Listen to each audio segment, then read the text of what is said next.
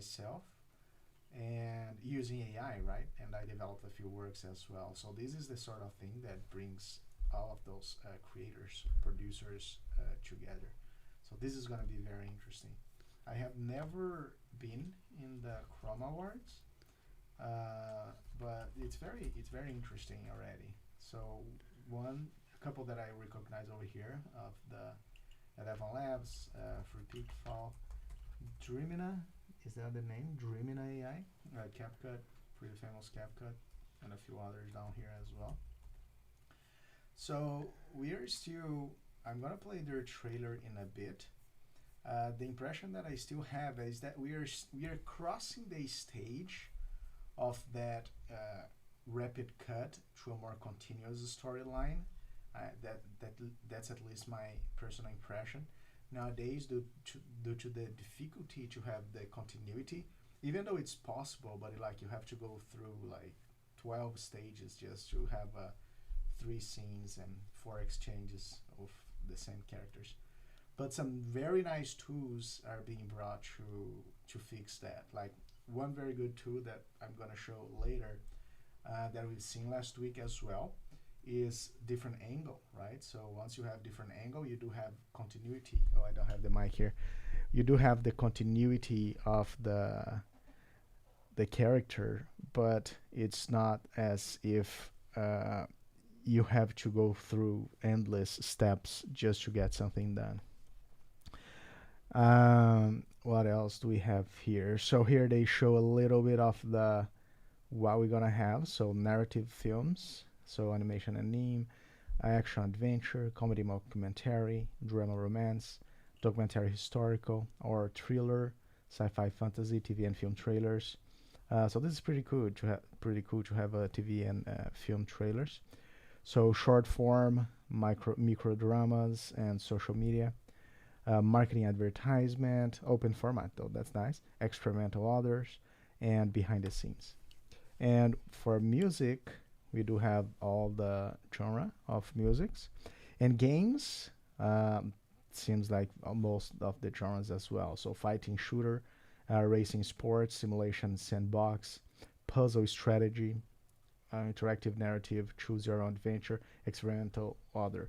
And we are also engaging that a very cool scenario on AI developing games that it's gonna be pretty incredible in the next. I feel like after in a year we're gonna have crazy developments in film. Overall information: season one key dates. So August 18th through August 31st. We have additional rules, categories, prizes, and sponsors are announced. So it seems like it's just the announcement. September 1st until November 2nd, free trials are released. Submissions open. Then November 3rd, December 6th, submission close. Judging begins. December 7th, we have the announcement. And then community. So I'm gonna play the trailer. It's pretty cool, pretty short trailer. It's just kind of a 1 minute, and it's gonna give you the idea of what I'm saying. It's just very quick cuts, even though the quality is endlessly better. Like the good saying is that this is the worst it's gonna be, because from now on it's just getting better and better. But you do seem to have that continuity. You cannot have. It's hard to have the character centered and bring a complete story. But I feel like we are 6 months to have this solved, because it's pretty impressive how fast it's being developed. So let me see if I can play the trailer here. Do we have sound there, Noah? Got it. Yep. Awesome.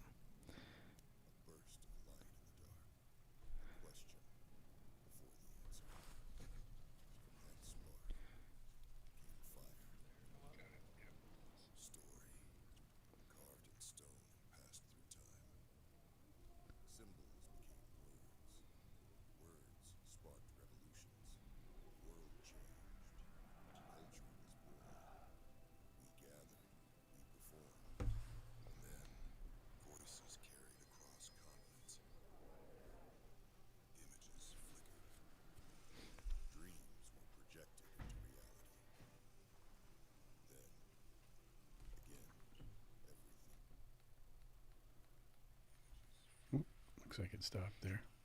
Is it stopped? Oh, it's a little choppy, but it's going. Oh, okay.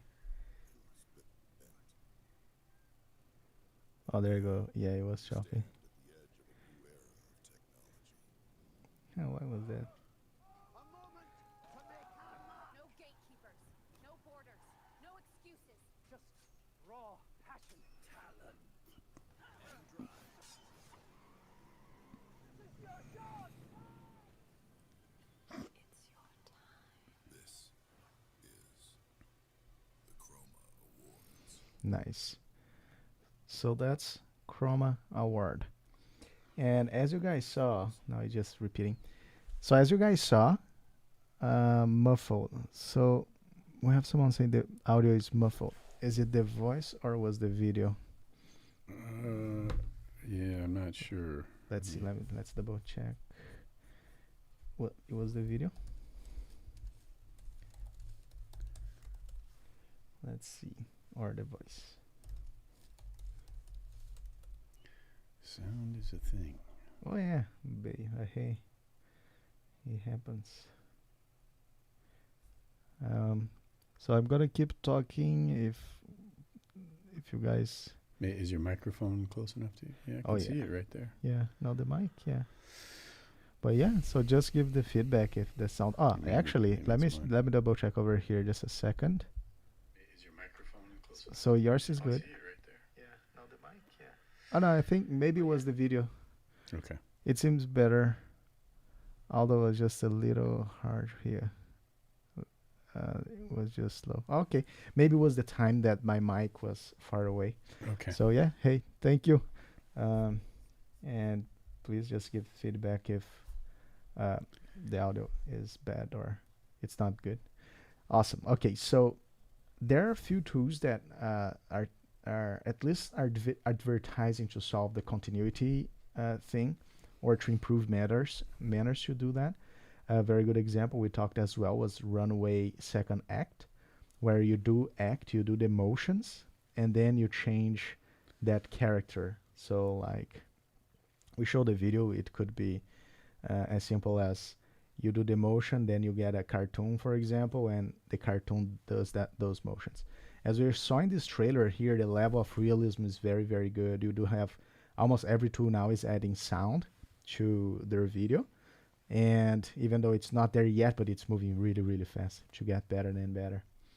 And yeah, and pretty soon today we're gonna still double check a couple other tools that which the level of realism is just impressively good.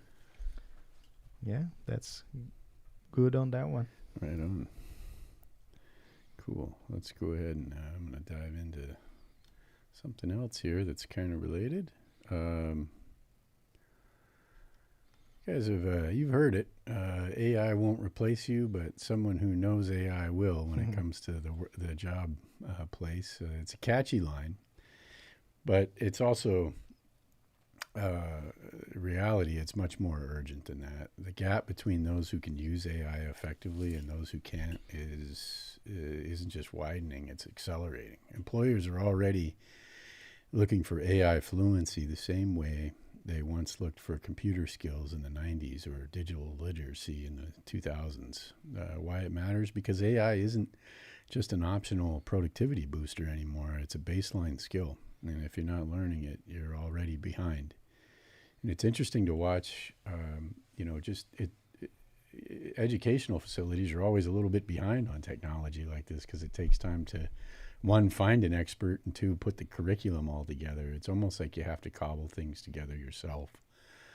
And that's a big part of why I think we have shows like this, to try and stumble around and bump into stuff and sort of share what we're learning as we go through. But it is getting more and more urgent to upskill in this region. So we'll definitely keep you posted on what we're finding in terms of educating ourselves and what we're finding out there. Did you have any comments on that one, Rick? No, exactly what you said. Like, it's a new tool. The tool is in a sense universal, meaning it basically permeates in almost every industry. So it's useful to learn it. I know. Yeah.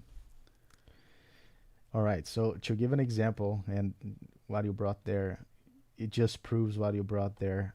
Last week, I showed you guys here this tool right here, GLM 4.5, which is at z.ai. And last week, once I opened the tool, there was new things there. And today I open once more and there are new things again. And like I don't know if they have the intention to also move towards image and video.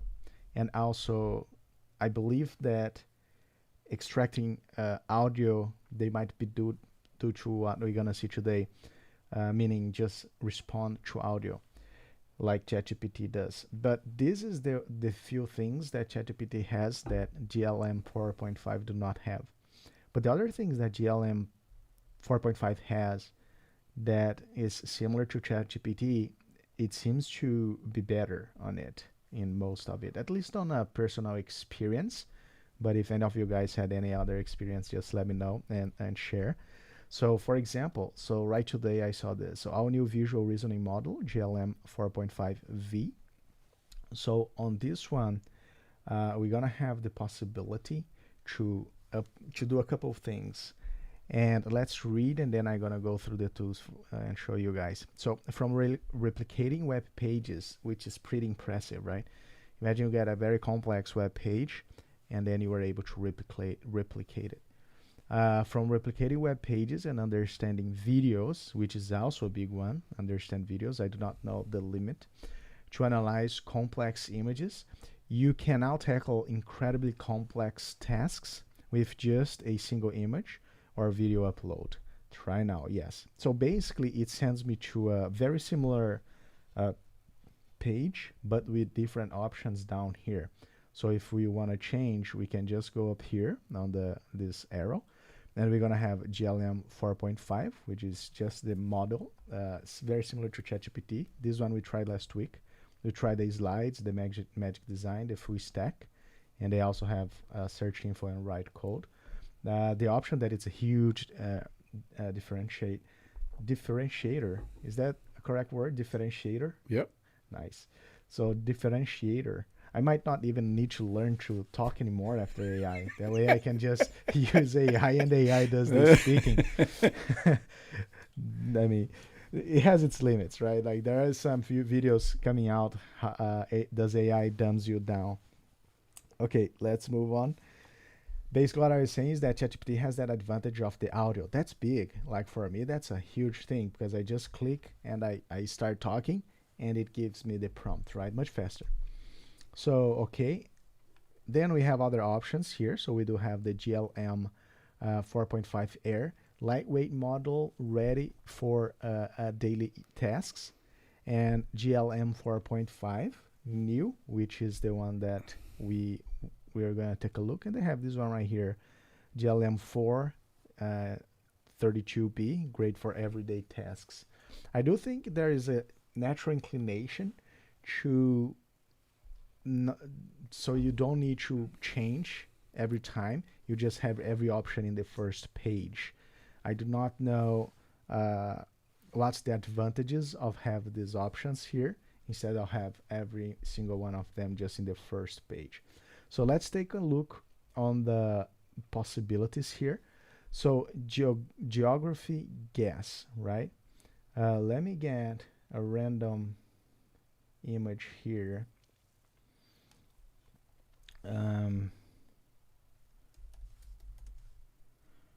Let's see, what can I say?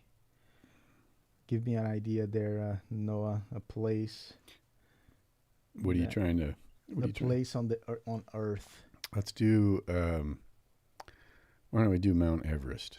Mount Everest. So, pretty sure there's only have cool pictures, but let's try. Okay, this one it's gonna work. Okay, so basically I trying to upload the Mount Everest image here. It's interesting. I'm not seeing you type anything. Oh no, it's because I searched on a different link. Oh, gotcha. Yeah, so I downloaded the image and I dragged and dropped. Drag and drop is big, guys. It seems like some people got used to it, but when I cannot do drag and drop, I have to go through all the process to upload an image. Feels like a headache. Okay, where is this? I don't even know. Let's just, no, I have to type. Where is this? Let's see if it can guess.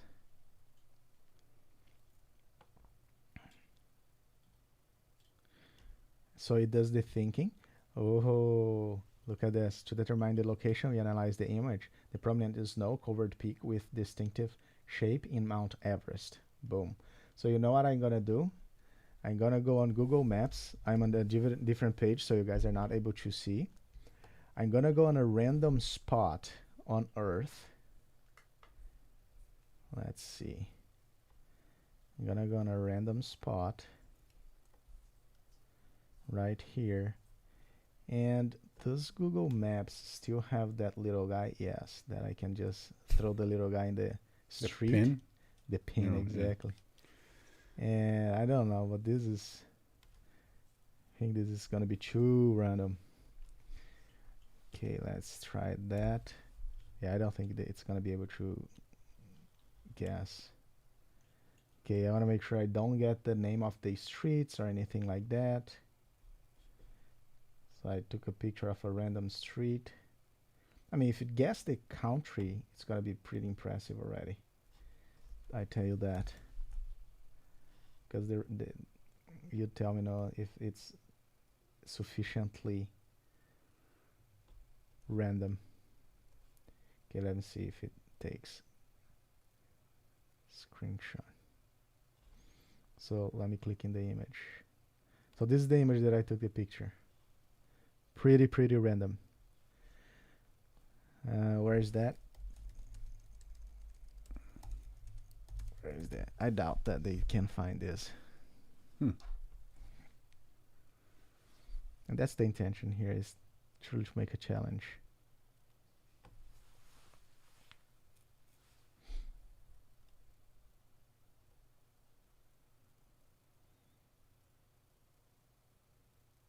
Oh, to determine the location, we analyze visual cues. So the Repsol guessed, yeah, I mean, that makes sense. Oh, interesting. Yeah, so it is in Spain. I got a random location in Spain. The Ibis Hotel is a global chain with numerous locations in Spain. It's like some CSI stuff going on It's here. amazing. This is pretty amazing. That's cool. Landscape features the background, shows and Mediterranean style environment consistent with parts of Spain. Hey, you got the country right. Yeah, pretty impressive. If they're tricking me somehow, I don't think they are. They're doing a very good job. Let me go very quickly on the video one. Here they have the web page replication, which is insanely, like, I have to try that eventually, but it's something that might take a little bit more time. Visual positioning. So identify this blue table, where to buy, and suggest similar styles. So it's basically like identifying elements on images as well. You have a what's the name of that game? There is the book, the guy with a white and red shirt that you have to find in the kind of, Where's Waldo? yes. So this is the sort of thing like Where's Waldo, right? Yeah. That's really cool. Okay. And let's try just the last one right here, video. I have prepared a video. Let's take a look. Okay, so this is the video. Let me share with you guys. It's loading. Tell me if we have audio. Not yet.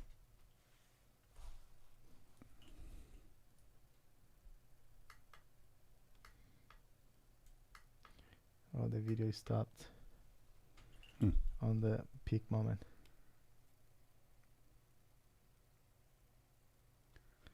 Oh, I think the video is not playing. Yeah.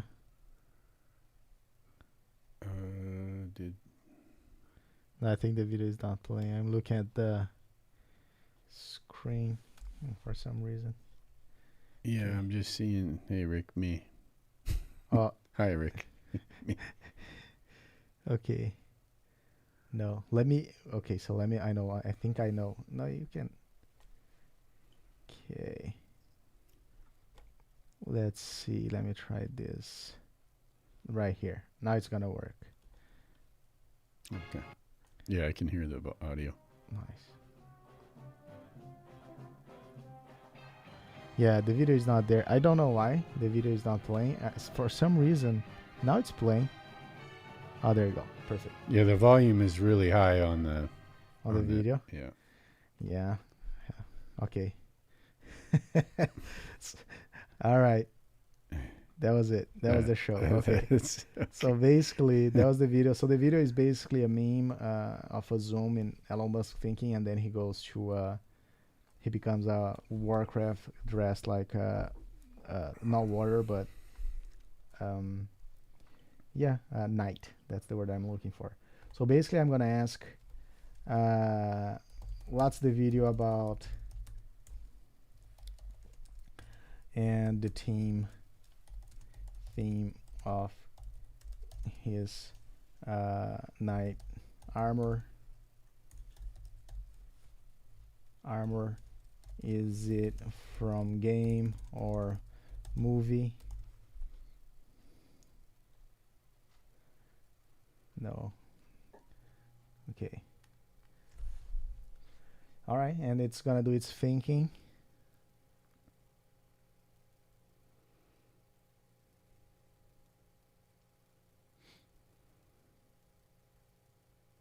It's decently fast for what it's doing.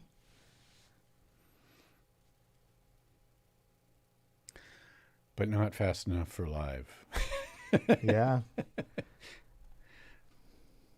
Do not disagree. So the video shows a transformation where Elon Musk's face is digitally edited onto the body of a character wearing ornate blue and gold armor. The armor design featured lion motifs. That's pretty impressive. Right? And specific stylistic elements is directly from the Warcraft franchise. This is the pretty impressive thing.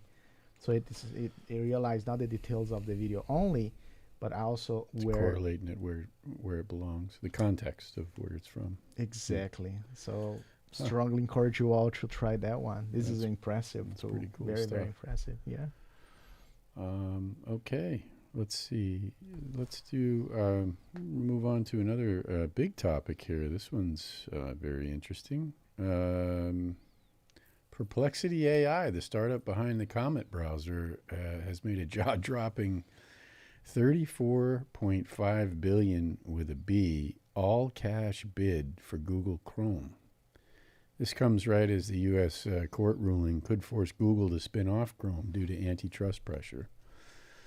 Perplexity says that they'd keep Chrome's engine open source, invest about $3 billion over 2 years, and interestingly, keep Google as the default search engine. Why this matters? Because whoever controls the browser controls the gateway to the web, and increasingly the gateway to AI-powered search. Whether or not this deal goes through, the bid puts a public price tag on Chrome and pushes the conversation about competition in the AI search space. Pretty big deal. I knew Perplexity was big. I didn't know they were that big, and I didn't know they had that much cash. Truly impressive. Yeah, like that was kind of. I did know that Google was probably going to have to sell off Chrome just due to antitrust stuff. But Yeah, I think we talked about that one here. yeah, I didn't know Perplexity was a major player in there. Mounted. Yeah. Yeah. What else do we got? All right, so I can go through. I have a couple here, but it's just a very quick look at it. So for example, here I have so this is the Higsfield dAiLy. We talked about it here a few weeks ago in the show. Here we have an interesting function, which is, this function came on the VO3, but it was not that it came on the VO3 video generator. It's that people figured it out. So it was not intentionally created. It was there. So people figured it out. So what's happening here basically is draw to video. So this is a video. So no, actually it's there was an image and then splash tomato. So yeah, so you see the writing and the drawing. So this is the command, right? It's not a prompt, but it's just an image doing those things. And the second thing that I want to show is this one right here, which is very similar to the Aleph, Runway Aleph, which is the multi-shot kind of different angles multi-shot, right? So let's get an example, fix and pose. And so we have someone here, extremely realistic. The thing about this, the Higsfield, is that you do need to pay. I don't think they give you the option to try before you, yeah. So I'm not looking at what I wanna to look, because I think that's the one right here. Yes. So in this one right here, we have so you see that it's one person, and this is AI, by the way, and you have multiple angle shots, right?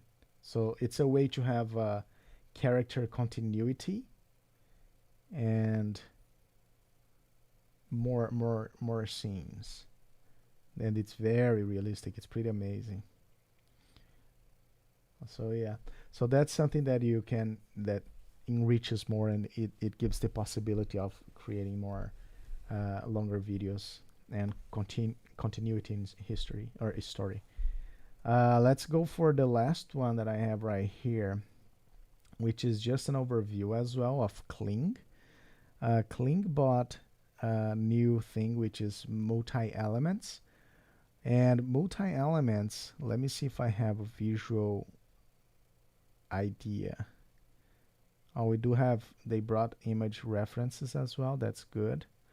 So what are multi-elements? So imagine like this. You have a person, a picture of a person, and then you have this person wearing a shirt, pants, and shoes. So what elements does is you bring shoes, you bring three elements. You bring a photo of a shoe, a photo of a pant, and the photo of a shirt, and it is going to integrate those elements in the character. So that's basically what elements does. Kling is one that I think I just tried once. A lot of people use Kling, but sometimes I feel like there's so many tools that I don't even know which tool to use, and I get some tools that I hardly use. Maybe I should be using more. And Kling has the Kling Master, Kling 2.1, and eventually I might be trying. I think Kling gives the option to try a little bit the tool, and then if you like the tool, then you can buy it if you want. So yeah, so for me that was it. But that was cool, man. Like there's so many things going on that it's even, that's like I said, and I don't get tired of saying, it's like the golden age of AI. Right on. Let's see, we got this one from the Financial Times. Big news in the model world. OpenAI has launched ChatGPT 5.0, which is their most capable model yet. It's faster, more accurate, and more versatile, with enhanced multimodal support across text, images, and voice, plus smoother and more natural delivery. OpenAI also announced new native integrations with Gmail and Google Calendar, which I looked into. But as you get in a little closer, it allows users in certain ChatGPT plans to read, draft, and schedule directly inside those applications. But the important note is this feature is rolling out first to the enterprise, team, and connected Google Workspace accounts, not in the standard ChatGPT Plus tier, which is the one that I have. So I haven't been able to experience that yet. For most users, similar functionality can be achieved through external tools like Zapier, Make, or Google Apps Script. Why this matters. This isn't just about better answers. It's about AI becoming an active part of daily workflows. The more seamlessly it plugs into the tools you already use, the faster it stops feeling like an extra and starts becoming core to how you work. And I had an interesting one here. I use Chat GPT probably more than is healthy. And so it's hard for me to know. I saw some complaints on the news about how its answers were the 5.0 version the answers were more short, and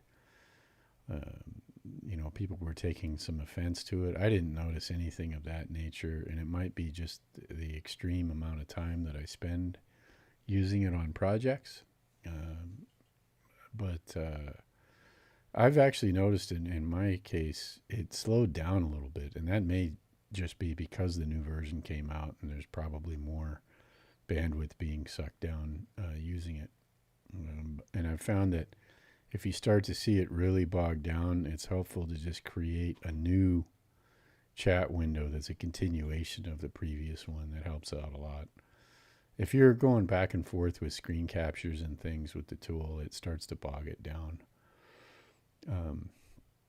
So that's kind of been my experience. I tried to have it generate a slide deck from scratch for this particular show, and it didn't come out so well. I mean, it got the content somewhat there, but in terms of the formatting and everything, it wasn't something that I could use. So I just kept it as a tool where it would have it generate individual images like the one that you're seeing here, and then I would go ahead and plop that into my own slide deck. Let's see, the last story that I've got here that's kind of a personal one that's kind of interesting. This is actually... I found myself rescuing a hummingbird in distress yesterday evening. I was coming back from Costco, unloading a bunch of groceries, and I don't know if it's mating season or what, but this hummingbird just crashed into the window of my house and knocked itself out. And I was kind of like standing next to it, not really sure what to do. And the little dude woke up and then smashed back into the window again, knocking itself out. I think it might have seen its reflection as a competitor or something. But it was starting to get to the point where it was ridiculous. It picked up again and then landed on a branch upside down, and then fell like a rock and knocked itself out like a third time. So I'm holding this thing and I'm like, man, I don't know what to do. And I actually put Chat GPT, because I have the mobile app, on audio. It said, hey, what are you supposed to do with a hummingbird that knocks itself out? And it actually gave me a list of things to do and gave me phone numbers that were local to give a call to. One of the things that we were going to do was kind of try and feed the thing with nectar, and it actually said don't do that if the eyes aren't open, because it can aspirate, basically drown when you do that. So we put it in a shoebox per its instructions, and then I started thinking about it. I'm like, that's a kind of a small case there with an animal, but like if you were walking down the street and somebody had a heart attack or had a stroke and you'd never experienced anything like that and didn't know what to do, these AI tools can actually instruct you like what your next step should be. In this case, using the audio version was cool because my hands were occupied with the actual distressed hummingbird itself. So yeah, that's my story there.